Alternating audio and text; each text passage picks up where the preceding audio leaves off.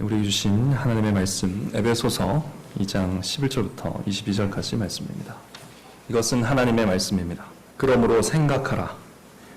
너희는 그때의 육체로 이방인이요 손으로 육체에 행한 할례당이라 칭하는 자들에게 무할례당이라 칭함을 받는 자들이라.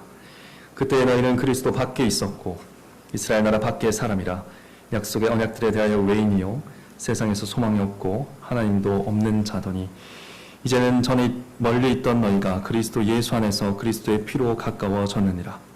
그는 우리의 화평이신지라 둘로 하나를 만드사 중간에 막힌 담을 허시고 원수된 것 곧 의문에 속한 계명의 율법을 자기 육체로 폐하셨으니 이는 이 둘로 자기 안에서 한 세 사람을 지어 화평하게 하시고 또 십자가로 이 둘을 한 몸으로 하나님과 화목하게 하려 하심이라.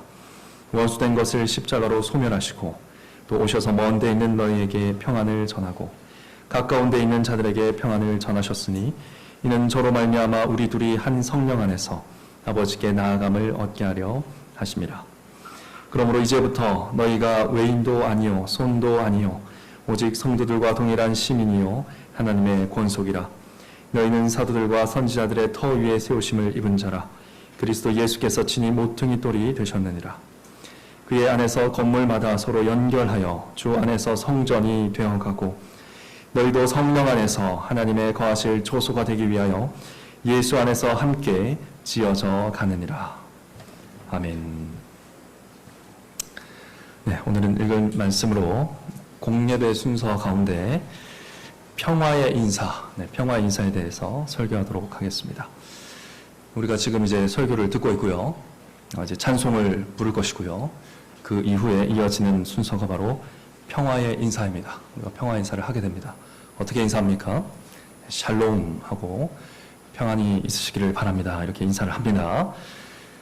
여러분, 그런데 지금까지 이렇게 얼마나 많이 했겠습니까? 샬롬도 많이 했을 것이고 평안하십시오 많이 했을 텐데 그 인사를 나누시면서 뭔가 이상하다 이 순서가 이렇게 생각을 해보신 분이 혹 계신가요?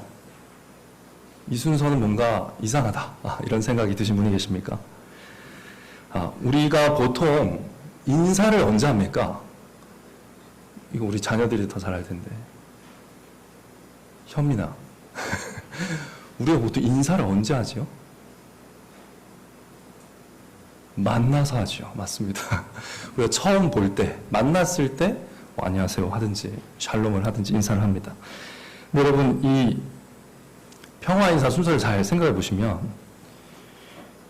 한참 잘 놀다가 중간에 갑자기 안녕 이러는 친구는 없지 않습니까? 근데 우리가 이제 이 순서가 언제 있냐 보면은 설교 이후에 있습니다. 설교 이후에 갑자기 느닷없이 성찬하기 전에 서로 인사를 하는 거죠. 샬롬하고 인사를 합니다. 그러니까 좀 이상하죠. 네. 그래서 그때까지 새롭게 방문하신 분들도 가만히 앉아 계시다가 갑자기 그 시간에 장로님이 다가가서 평안하십시오 이렇게 인사를 하게 됩니다. 공식적인 인사를 그렇게 하게 되죠. 그러니까 생각해보면 굉장히 이상한 순서가 이 평화 인사 순서입니다. 자, 우리가 왜 예배를 드리던 중에 갑자기 일어나서 샬롬하고 인사를 하는가? 그 이유가 사실 에베소서의 주제이기도 합니다. 바로 그리스도의 은혜를 입은 자들만이 샬롬이라고 인사할 수 있기 때문입니다. 그리스도의 은혜를 입은 자들이 비로소 샬롬이라고 인사할 수 있기 때문에 우리가 설교 이후에 평화의 인사를 나누는 것입니다. 인사는 그 자체가 중요한 게 아닙니다. 뭐 샬롬을 하든 안녕하세요 그러든 그 자체가 중요한 게 아니고 그 인사를 통해 확인되는 관계가 중요한 것이죠. 우리가 인사를 왜 하냐면 관계를 확인하는 겁니다. 우리가 이렇게 친밀하다, 내가 너보다 손 윗사람이다 이런 것들을 확인하는 것이죠. 너와 나의 관계가 인사에서는 굉장히 중요합니다. 설교 후에 나누는 이 평화의 인사에서 우리가 서로 무슨 관계를 확인한다는 것입니까? 설교를 듣고 하나님의 은혜를 함께 받는 사이라는 것을 서로 확인하는 시간이라는 것입니다. 우리가 함께 은혜를 받는 사람이군요. 함께 은혜로 구원받은 자들이군요. 함께 은혜 안에 있는 자들이군요 하면서 서로 인사를 나누는 시간이 바로 평화의 인사 시간이라는 것입니다. 하나님의 은혜는 우리를 그냥 홀로 내버려 두지 않습니다. 하나님께서 한 사람에게 은혜를 주실 때에는 그 사람에게 반드시 샬롬의 관계로 나아가도록 그 은혜를 주신다라는 것입니다. 은혜 입은 사람들과 함께 평화를 누리게 하시는 것이 하나님의 은혜라는 것입니다. 우리는 본래 그냥 은혜 없이 만났으면 사실 서로 미워하고 서로 힘들게 하고 서로 소외시켰을 그런 사람들입니다. 우리가 그리스도 없이 만약에 이렇게 모였다면 저 사람은 왜 저래? 이런 판단하고 저런 판단하고 서로 친하게 지내지 못했을 그런 사람들입니다.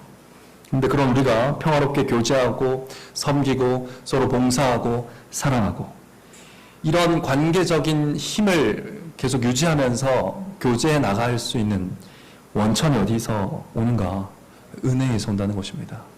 은혜에서 온다는 것입니다. 그래서 우리가 말씀을 통해 그리스도의 은혜를 선물로 받은 후에야 비로소 그 은혜의 힘을 가지고 서로에게 평화 인사를 나눌 수 있다라는 것이죠. 그것을 예배 형식 가운데 녹여 놓은 것입니다.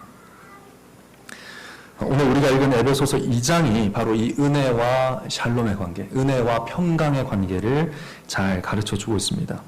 이 에베소서는 1장부터 2장 10절까지 쭉 뭘 말하냐면요. 우리가 받은 구원의 은혜에 대해서 얘기합니다. 우리가 은혜로 말미암아 구원을 얻었다. 이 이야기를 계속하고 있습니다. 2장 8절을 보시면 유명한 말씀이죠.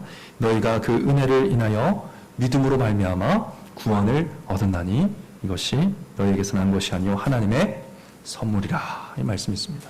그러니까 앞서 있었던 긴 내용들을 요약하면 이 말씀이 될 것입니다. 그렇게 은혜를 쭉 얘기하고 이제 바울은 이 은혜를 입은 자들이 반드시 은혜를 입었다면 반드시 기억해야 될 것, 은혜를 입었다면 반드시 생각해야 될 것이다 하면서 오늘 11절 말씀 보시면 뭐라고 시작합니까?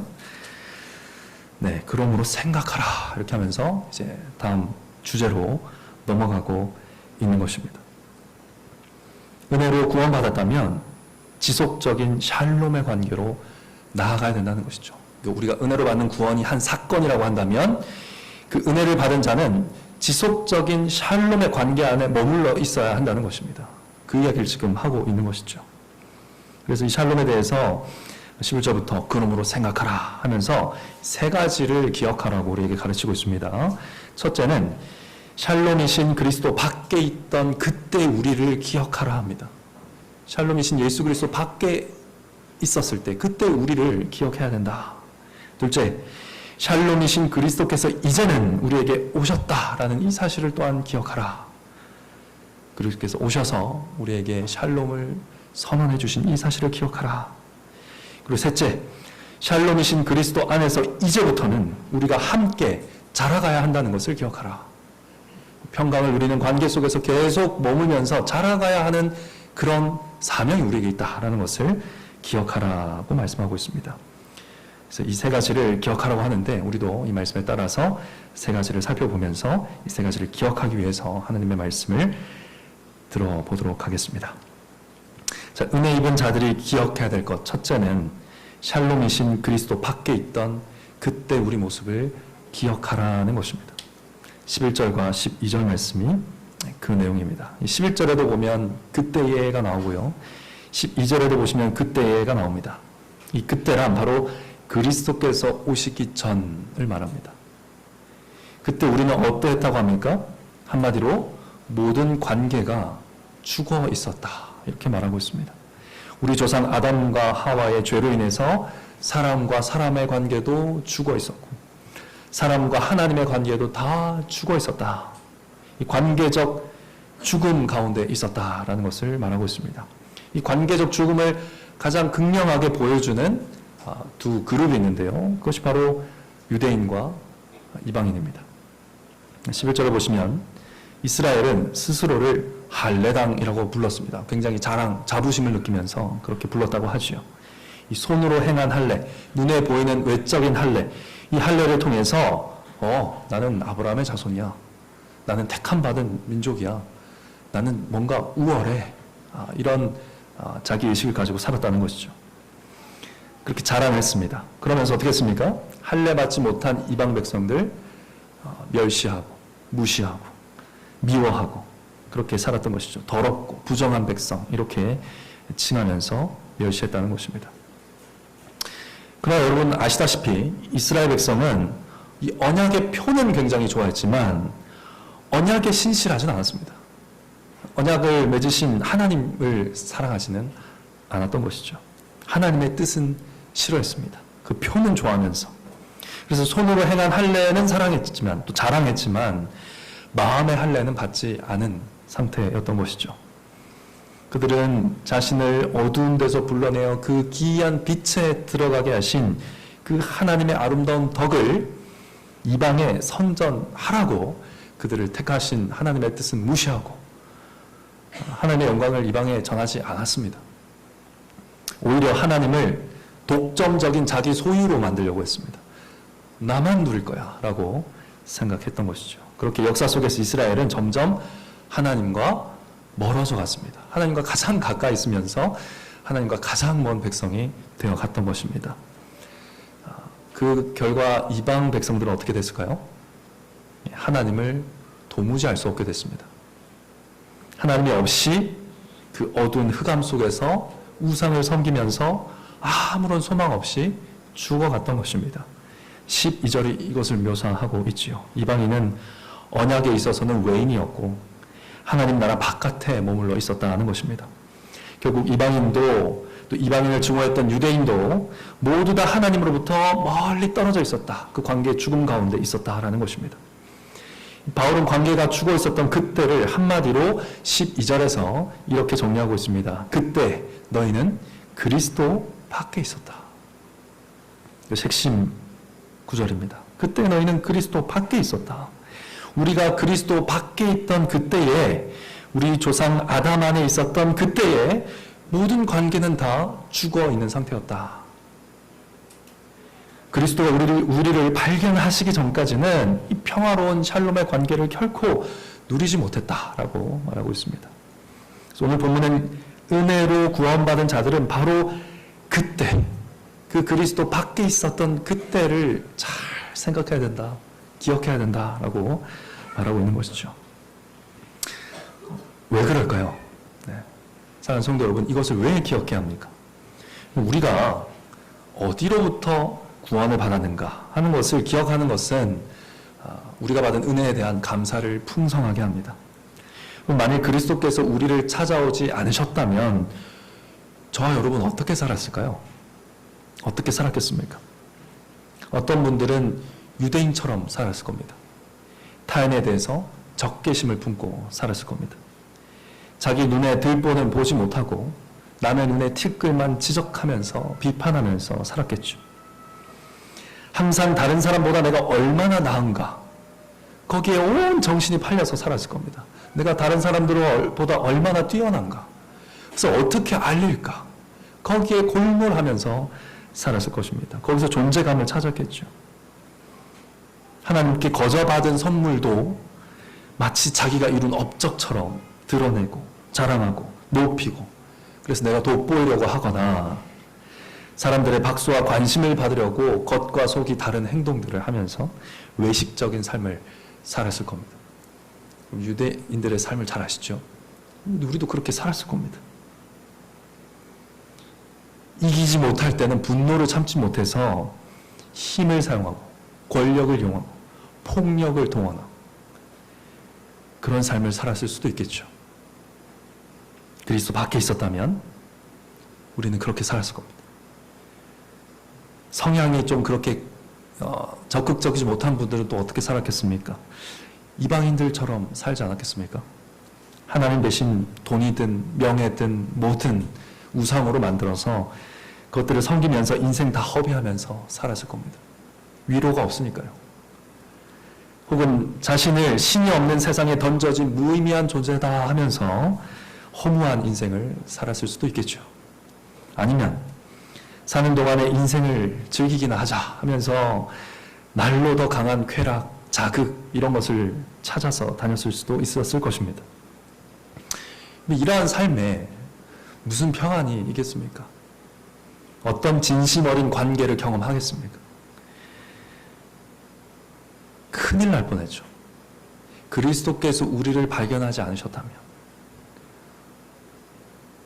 그리스도께서 우리에게 찾아오시지 않으셨다면 일어났을 일입니다. 이 땅에서의 삶이 이미 지옥이었을 겁니다. 우리를 영원히 형벌받을 지옥에서 건져주셨을 뿐 아니라 관계적으로 죽은 지옥 같은 그 삶에서도 우리를 건져주신 분이 바로 예수 그리스도이시다. 이것을 생각할 때 감사하지 않을 수가 없는 것이죠. 동시에 우리가 이것을 감사하면서도 우리는 그리스도 밖에 있던 우리를 기억할 때 또한 겸손해집니다. 하나님과 단절된 유대인이나 이방인처럼 살아가는 사람들, 제가 앞에 쭉 열거해 드렸는데 우리 주위에 많지 않습니까? 어떤 분들이 탁 떠오르지 않습니까? 그 녀석, 그 사람, 그분, 이런 분들이 떠오르죠. 우리 주변에 많습니다. 학교 폭력과 따돌림, 나라 사이의 전쟁과 인종차별, 성별과 지역과 세대별 갈등 속에서 우리는 갖가지 사람을 봅니다. 적대감에 빠진 사람들, 우월감에 빠진 사람들, 허무함과 절망에 사로잡힌 사람들을 우리는 여러 방면에서 보고 있습니다. 여러 루트를 통해서요. 그들과 우리의 차이는 무엇입니까? 여러분, 어떻게 저런 사람이 있지? 하면서 혀를 껄껄 찰 때가 있잖아요. 그와 나의 차이는 뭐죠? 무슨 차이입니까? 그들보다 우리가 낫습니까? 그들은 악질로 태어났고 우리는 선하게 태어났습니까? 아니죠. 똑같이 타락한 죄인일 뿐입니다. 무슨 차이가 있습니까? 그리스도 밖에 있는가? 그리스도 안에 있는가? 그 차이밖에 없습니다. 우리도 그렇게 살았을 거예요. 우리도 혀를 차는 사람들처럼 살았을 겁니다. 그러니까 우리는 감사하면서도 겸손하게 되는 거죠. 아무리 우리가 보기에 교만한 사람, 저 사람 안 바뀔 거야 하는 그 사람도 그리스도의 반석 위에서 깨어지면 변할 수 있다는 겁니다. 그 가능성을 볼 수 있게 되는 것이죠. 아무리 절망 속에 허우적거리는 사람이라 할지라도 저 사람 회복되겠나 하는 사람이라 할지라도 그리스도 안에서는 새로워질 수 있겠다는 소망을 품을 수 있다는 겁니다. 그리스도 밖에 있던 우리를 기억하는 사람은 그것을 볼 수 있다는 거죠. 그리스도의 은혜는 여러분이 떠올린 그 사람의 삶도 충분히 샬롬으로 바꿀 수 있는 은혜입니다. 나도 바꿨잖아요. 그렇지 않습니까? 여러분도 바꾸고 계시잖아요. 그러면 누구나 바꿀 수 있는 거죠. 그리스도 안에서 나도 바꾸고 가시는 하나님이 그리스도 안에서 여러분의 아들도, 여러분의 딸도, 내 부모님도, 배우자도, 친구도 다 바꿔 가실 수 있습니다. 믿으면서 다시 그들을 위해서 기도를 시작하시기 바랍니다. 그리고 혹시 이 자리에 그런 여러 가지 관계적인 죽음에 휩싸여 있는 분들이 혹 계시면, 그래서 스스로 좀 힘겨워하고 있는 성도님 혹 계시면 그분 역시 그리스도께서 이 모든 상황을, 이 모든 존재를 다 뒤엎을 수 있다는 거 믿으시기 바랍니다. 그리스도께서 충분히 변화시킬 수 있으십니다. 이 말씀이 다시 자신과 타인에게 복음을 전할 수 있는 용기와 믿음을 갖추게 하기를 간절히 바랍니다. 네, 은혜를 입은 자들이 기억할 것 두 번째는 샬롬이신 그리스도가 이제는 우리에게 오셨다라는 사실을 꼭 기억하고 살라는 것입니다. 이제는 멀리 떨어져 있던 우리가 그리스도 안에서 그의 피로 가깝게 되었다. 13절 이렇게 말씀하고 있죠. 그가 우리의 샬롬이다라는 것입니다. 이제는 그가 우리의 샬롬으로 우리 안에 계신다라는 것이죠. 그리스도가 우리의 화평이십니다. 그리스도가 우리의 샬롬이십니다. 그리스도가 우리의 평화이십니다. 그리스도가 멀리 있던 우리를 가깝게 만드셨고요. 둘이었던 우리를 하나로 만드신 분입니다. 이 수많은 사람들을 하나로 묶으신 분이 그리스도이십니다. 전에 서로 미워하고 비방하는 데 익숙했던 두 부류의 사람들을 그리스도께서 화해시키셨고 둘을 하나로 만드셨다. 유대인과 이방인은 너무 다른, 너무 극명하게 갈리는 두 부류를 대표하는 사람들인 거죠. 그 둘도 하나로 만드신 분이 바로 그리스도라는 것입니다. 둘을 하나로 만드시기 위해서 예수님이 이 둘을 막고 있던 이 중간에 막힌 담을 허무셨다라고 오늘 말씀 기록하고 있습니다. 이 중간에 막힌 담을 육체로 허물었다. 이게 무슨 말일까요? 예수님이 벽을 막 격파하셨다 그런 얘기입니까? 그것이 아니겠죠. 이것은 예수님의 십자가 사건을 가리키는 것입니다. 예수님이 십자가에서 도대체 무슨 담을 허무셨습니까? 먼저 하나님과 사람 사이에 놓인 담을 허무셨죠.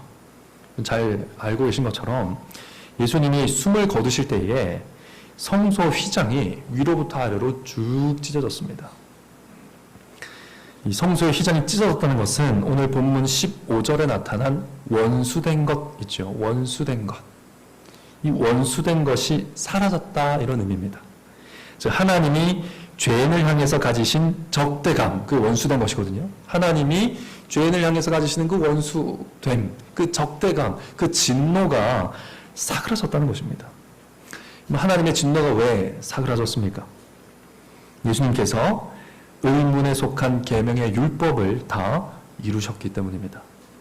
의문에 속한 계명의 율법이란 의식문으로 표현된 율법 이런 뜻입니다. 즉 의식법을 얘기합니다. 이렇게 막 설명을 길게 하려고 했는데 너무 감사하게도 우리 교회가 지금 의식법을 매일 읽고 있죠. 네, 레위기가 의식법입니다. 레위기 말씀이 의식법이죠. 그 제사장, 정결에 관한 법들이 다 의식법들입니다. 이 의식법은 끊임없이 정한 것과 부정한 것이 뭔가, 거룩한 것과 속된 것이 뭔가 계속 나열합니다. 담을 만드는 겁니다. 왜입니까? 죄에 대해서 진노하시는 하나님께서 백성들이 죽을까 하여 담을 쌓으시는 겁니다. 그 거룩하신 하나님께 부당하게 근접했다가 죽을까 하여 규정들을 주신 것이죠. 그런데 그게 결국은 하나님과 죄인 사이에 중간에 막힌 담이 되어 있었습니다. 그 죄에 대한 적대감의 장벽을 예수님이 어떻게 하셨다는 겁니까? 그 육체를 죽음에 내어주셔서 다 사그라뜨려 버렸다, 헐어버리셨다는 겁니다. 의식법이 요구하고 있는 모든 희생제사, 그것을 성취하는 영단번의 제사를 예수 그리스도께서 드리셨기 때문입니다. 그래서 의식법이 요구하는 모든 것을 예수님께서 다 이루셨기 때문이죠. 그래서 이제 하늘의 거룩한 지성소로 들어가신 이 대제사장이신 그리스도와 연합한 죄인은 다 하나님께 담대하게 찢어진 휘장 지나서 하나님께 근접하고 다가갈 수 있게 된 것입니다. 하나님과 사람 사이의 장벽을 예수님이 육체로 허무셨습니다. 근데 놀랍게도 예수님은 이 장벽을 허무시면서 유대와 이방인 사이, 이 사람과 사람 사이에 막힌 담도 다 허물어 버리셨습니다. 의식법 가운데는, 그러니까 의식법은 하나님과 사람 사이에도 장벽을 치지만 이 사람과 사람 사이, 유대인과 이방인 사이에도 장벽을 막 쳤습니다. 할례의 법이 그거 있고요. 딱 구분 짓죠. 유대인과 이방인. 각종 음식법, 마실 것에 대한 규정들, 각종 절기법, 이런 것들을 지키나 안 지키나로 유대인과 이방인이 갈라졌습니다. 그러니까 이들 사이에도 벽이 있었는데 바로 의문으로 기록된 그 율법의 계명들이죠. 이 의식법에 대한 유대인들의 과도한 열심은 이 이방인에 대한 우월감과 적대감의 원인이 됐습니다. 이방인들에 대해서 내가 우월해, 저들은 나쁜 자들이야, 더러운 자들이야. 그게 다 근거가 어디 있냐면 의식법에 있었던 거예요. 하나님이 원래 그런 의도를 주신 건 아닌데 과도한 유대인들의 열심이 그렇게 장벽을 쳤던 것이죠. 이처럼 높은 적대감의 원인을 예수님께서 다 이루어버리셨다. 그래서 그 모든 의식의 법을 폐하하셨다는 겁니다. 무력화시키셨다는 겁니다. 더 이상 그 법 때문에 유대인과 이방인이 서로 적대할 필요가 없어지게 만드셨다는 것입니다. 예수님이 중간에 막힌 담을 이렇게 헐어버리신 데는 목적이 있었습니다. 15절과 16절에 나오는데 거기 보시면 뭐라고 되어 있습니까? 한 세 사람을 창조해서 화평하게 하고 그가 하나님과 또한 화목하게 하는 것이 바로 그 목적이었습니다. 무슨 말입니까? 유대인과 이방인이 하나가 돼서 샬롬을 이루고 그 한 몸을 이룬 유대인과 이방인이 다시 하나님과 함께 나아가서 화목을 이루는, 샬롬을 이루는, 사람과 사람 사이에 화목을 이루고 사람과 하나님 사이에도 화목을 이루는 그 목적을 예수님께서 이루시기 위해서 이 일을 행하셨다는 것이죠. 그러니까 예수님은 더 이상 유대인이라고도 부를 수 없고 이방인이라고도 부를 수 없는 새로운 인류를 만드신 겁니다. 창조하신 겁니다. 자기 몸을 십자가에 못 박는 대신 새로운 한 몸을 창조하신 것이죠. 하나의 새로운 몸, 즉 교회가 십자가로 말미암아 창조된 것입니다. 그래서 18절의 내용처럼 교회는 예전에 서로 적대하던 사람들이 이제는 한 몸을 이루게 됩니다. 그래서 한 성령 안에서 아버지께로 나아갈 수 있는 접근 권한을 받았는데 누구를 통해서요? 저로 말미암아, 즉 그리스도를 통하여 얻게 된 것입니다. 그러니까 그리스도를 통하여 한 성령 안에서 아버지 하나님께 접근하는 이 권한을 얻게 하시려고 예수님께서 십자가에 자기 몸을 내어주신 것이죠. 그래서 유대인이나 헬라인이나 남자나 여자나 종이나 자유자나 모든 적대 관계에 있던 사람들이 다 하나가 되어서 예수 그리스도 안에서 한 몸을 이루어서 한 새 사람이 되어서 삼위 하나님과 친밀한 샬롬의 교제를 누리는 관계 속으로 들어가게 하셨다라는 것입니다. 여러분, 이 일을 이루어 주신 것만 해도 너무 감사한데 예수님은 이 목적을 완전히 다 이루시기 위해서 그 샬롬, 본인이 이루신, 주님께서 이루신 그 샬롬을 또한 전파하셨다고 합니다. 17절에 이에 대해서 말하고 있는데 17절은 이런 뜻입니다. 예수님이 가까이, 즉 자기가 가까이 있었던 사도들에게 어떻게 하셨습니까? 샬롬을 선포하셨습니다. 실제로 부활하신 후 예수님이 제자를 만나셔서 뭐라고 하셨습니까? 너에게 샬롬이 있을지어다, 평강이 있을지어다 하셨죠. 가까이 있는 자들에게 샬롬을 선포하셨는데 예수님은 또한 사도들의 복음 전파를 통해서 먼 데 있는 너희들에게도, 먼 데 있는 이방 백성들에게도 샬롬의 복음을 전하셨다는 것입니다. 사실은 사도들이 가서 전한 것이죠. 그런데 예수님이 전한 거라고 기록되어 있습니다. 사도들의 설교를 통해서, 복음 전도를 통해서 그 복음을 믿고 받아들인 우리는 그리스도께 그 평안을 받은 것이다. 그 그리스도를 받은 것이다. 그래서 그 샬롬의 관계를 받아 누리게 되었다라고 기록을 하고 있는 것입니다. 그리스도가 하셨습니다. 그리스도가 보내신 자들을 통해서, 그리스도가 평안을 전한 자들을 통해서 가까이 있는 자들이나 먼 데 있는 자들이 다 한 몸을 이루게 하셨다는 것입니다. 그래서 사람들 사이의 평화, 또 하나님 사이의 평화를 이루게 하셨고요. 그 샬롬이 지금 저와 여러분이 여기에서 누리고 있는 그 샬롬입니다. 그 평안이죠. 한마디로 그리스도가 우리의 샬롬이시다. 이것을 꼭 기억하라는 것입니다. 그가 샬롬의 시작이고 끝입니다. 모든 적대감을 없애시고 사람과 사람, 하나님과 사람 사이에 샬롬을 이루신 분은 그리스도이시다. 뿐만 아니라 그 샬롬의 복음이 우리 귀에 들리도록 사도와 설교자를 통해서 전파하시고 믿음으로 또한 붙들게 하셨다. 그래서 우리가 교회라는 새로운 몸을 이루어서 공교회뿐만 아니라 장로교회도, 광교 장로교회도 함께 그리스도를 통해서 성령 안에서 아버지께 함께 나아가는 성부, 성자, 성령, 삼위 하나님 안에서 함께 예배하는 이 예배를 우리에게 허락하셨다. 이 접근 권한을 우리에게 주셨다라는 겁니다. 샬롬을 누리게 하셨다는 것이죠. 이것이 참된 샬롬입니다. 참으로 그리스도는 우리의 영원한 샬롬이 되십니다. 사랑하는 성도 여러분, 그리스도가 우리의 샬롬이십니다. 이것을 꼭 믿으시기 바랍니다. 그리스도가 우리의 샬롬입니다. 이 순서를 뒤집으면 안 됩니다. 많은 분들이 순서를 뒤집습니다. 샬롬이 그리스도다. 아닙니다. 그리스도가 샬롬이시지 샬롬이 그리스도 아닙니다. 샬롬이 우리 구원자 아닙니다.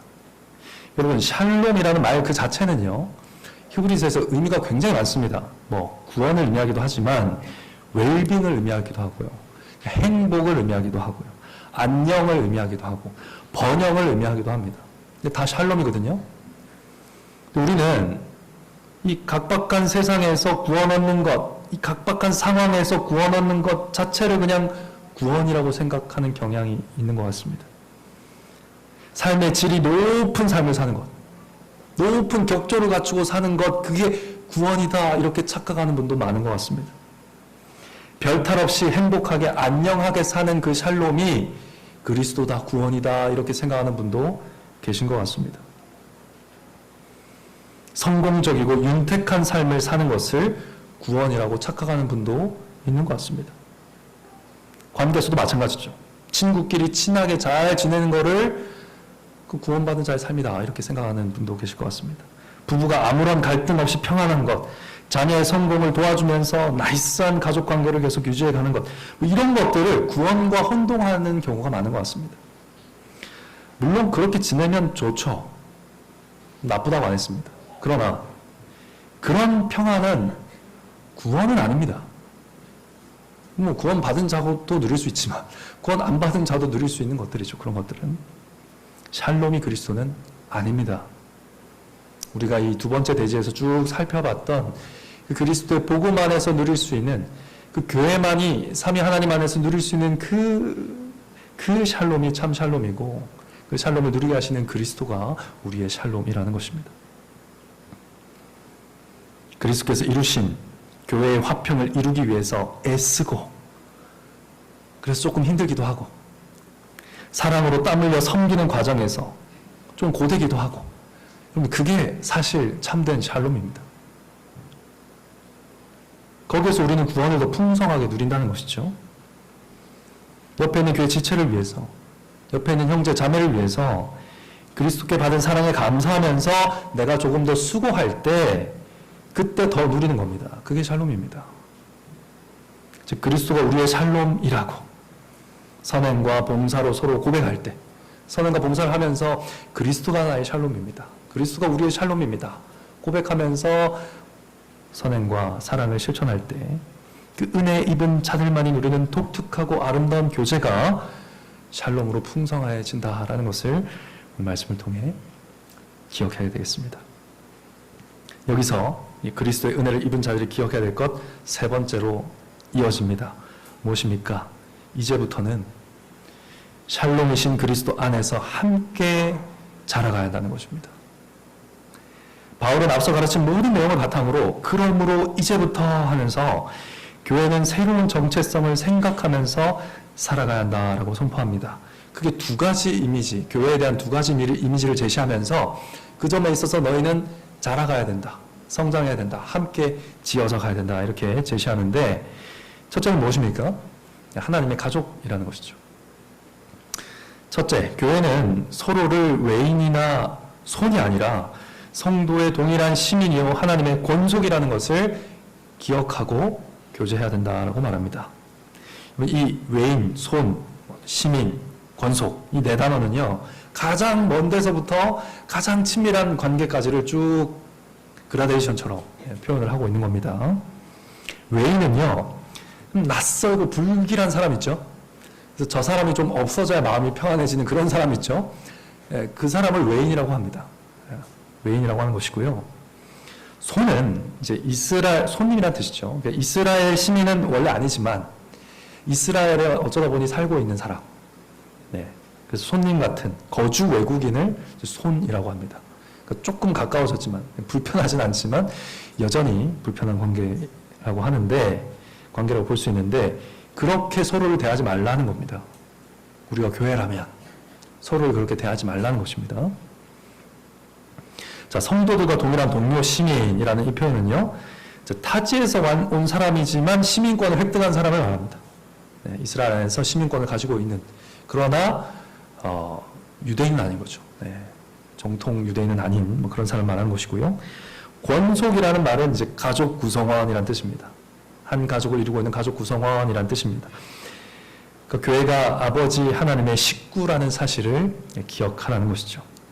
그러니까 이처럼 비교와 또 비슷한 개념들까지 대조와 또 비교를 통해서 우리가 서로 아무리 다르다 할지라도 하나님과 가장 친밀한 관계에 있는 식구라는 사실, 그 식구라는 관계를 향해서 계속 진입해야 된다. 그 관계로 계속 발전해 나가야 된다라는 것을 말해주고 있습니다. 그냥 보면 사실은 어떻습니까? 외인 같죠. 네, 저희들 뭐 서로 모르거나 잘 모르는 성도를 볼 때 외인 같습니다.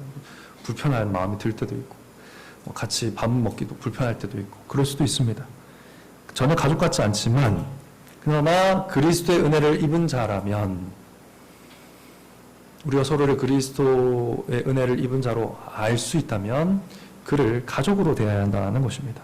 세례를 통해서 또 성찬을 같이 받는 자리에서 확인하죠. 같이 성찬을 받는다면 가족인 겁니다. 그 개념에서 관계를 발전시켜 나가야 한다는 것이죠. 하나님 아버지의 가족, 이것이 우리가 우리 스스로에 대해서 분명하게 생각하고 있어야 될 첫 번째 이미지입니다. 기억하시기 바라고요. 20절에서 바울은 교회에 대한 두 번째 그림을 그리는데 이 한 기초 위에 서 있는 성전 건물을 그리고 있습니다. 근데 이 성전의 기초가 마치 두 개인 것처럼 소개가 되고 있습니다. 하나는 사도와 선지자라고 하죠. 그 터가 사도들과 선지자들이라고 합니다. 이것은 여러분 짐작하셨겠지만 신약 성경과 구약 성경을 통해서 선포된 교리를 뜻할 것입니다. 근데 또 다른 기초가 또 하나 등장하는데 모퉁이 돌이 대신 그리스도가 갑자기 또 등장합니다.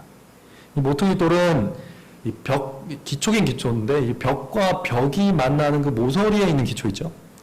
그래서 그 건물 전체의 무게를 딱 떠받치고 있는, 거기가 딱 안 무너지면 건물이 안 무너지는, 네, 그 밑에 있는 돌을 이제 모퉁이 돌 기초석이라고 하는데 가장 중요한 기초석이죠. 이 기초석 위에서 이제 서로 함께 지어서 간다라고 이제 기록하고 있습니다. 그러면 이 교회라는 성전의 기초가 두 개라는 말입니까?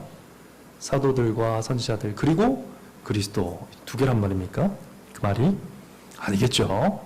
20절은 이 사도들과 선지자들, 그 신구약 성경에서 증거하는 것이 뭐겠습니까? 네, 신구약 성경이 뭘 증거합니까? 네, 그리스도를 증거하죠. 네.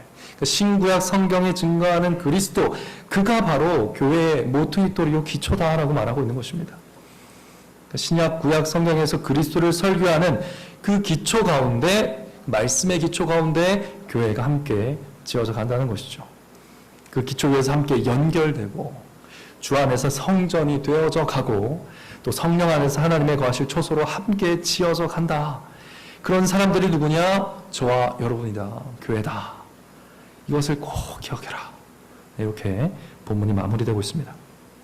자, 이 교회에 대한 두 가지 이미지는 우리가 이제 곧 나누게 될 평화의 인사와 직접적으로 연결이 되어 있습니다. 먼저 평화 인사할 때 어떻게 인사합니까? 저와 여러분 인사하죠. 제가 샬롬 하면 여러분도 샬롬 합니다.